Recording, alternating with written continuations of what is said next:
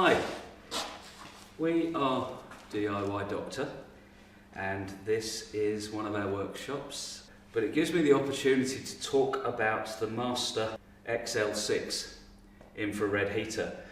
Master heaters are part of the Master Climate Solutions group, and they really are fantastic heaters. We were sent this 4 or 5 days ago to do a review on it. We've been using it constantly ever since. As you can see, it's got some overspray on it, but it's been well used, and we are very, very impressed with it indeed. It's got some really, really very good features. But first of all, a little bit about infrared heaters themselves. Infrared heat is a directional heat caused by rays, and they heat the body or the object in front of the heater rather than the air all around. They do, of course, some of the residue heat heats the air around, so the air gets warm, but they're primarily for heating the body or whatever in front of the object. They're ideal for outside, as you'll see, for working in cold on an engine or whatever. You can direct the heater at the person and keep them warm without wasting energy on heating the surrounding air. There's a number of features for the XL6. It's really a great little intelligent heater. The first feature is that there's a filter inside of the tank. So as you tip your diesel in or your kerosene in, then that's filtered to go into the tank. So there's a filter inside there. I won't take that out. It's quite an obvious filter. But the secondary filter, so the diesel is filtered going into the tank, it's also filtered going out of the tank. And it's quite simple to remove that. I'm hoping the camera can pick that up as I pull that filter out of there. So that really is a very, very simple operation. And that gives us a dual filter. So it's very important that the diesel going into the motor is clean, and that we can be assured that that's the case with this heater. So having filtered the fuel as it goes into the engine, if you like, itself, the operation to turn it on couldn't be simpler. There's a little on-off button. You'll see the close-up as I do this, and we can turn the heater on. That's it. Nothing else. We don't have to prime it. There's nothing else to do. Just turn it on. The temperature of the heater itself is set by this gauge, which is also a thermostat, and the gauge, the dial in front of you, shows you the temperature of the air surrounding the heater, to the sides and the rear of the heater. As the air warms, incidentally, as a result of the heat pushed out in front of it, the air warms.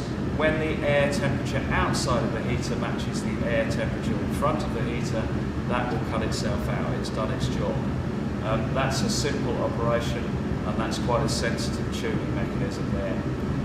If, for example, somebody cuts through a cable, somebody turns it off accidentally, there's a jam in the fuel pipe, if anything goes wrong with this heater, it will immediately cut out, and on the dial it will show an error message. And that's signalled by F0, for example, is when the heater becomes unplugged inadvertently without it being switched off first. That will register as soon as you turn the heater on again. F0 will come up and it tells the operator that the heater wasn't turned off properly. It's then just a simple case of turning it off and turning it on again to reset it. There are 5 or 6 different error messages, so this really is an intelligent heater. For example, if somebody's used 5 or 6 extension leads to get the power to this heater, the resistance within those leads is measured by the heater, and it will give you an error message to say, I'm sorry, I just don't have enough voltage to carry on. It comes in 110 volt, as this one is, and 240 volt. And as I've said already, and you can probably hear, we really are very, very impressed. To demonstrate the directional ability of infrared heat, I'm going to roll that back just a little bit there, and we've actually got a couple of tubes of ice cubes. I'm going to put one in front of the heater, about here. You can see the ice there. make sure that's absolutely in front. And then I'm just going to place one about 1 metre away to the side. Okay.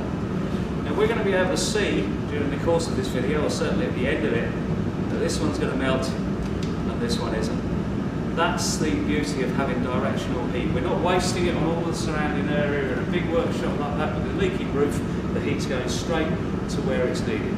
We're just going to let that happen and you'll see what a great little heater this is.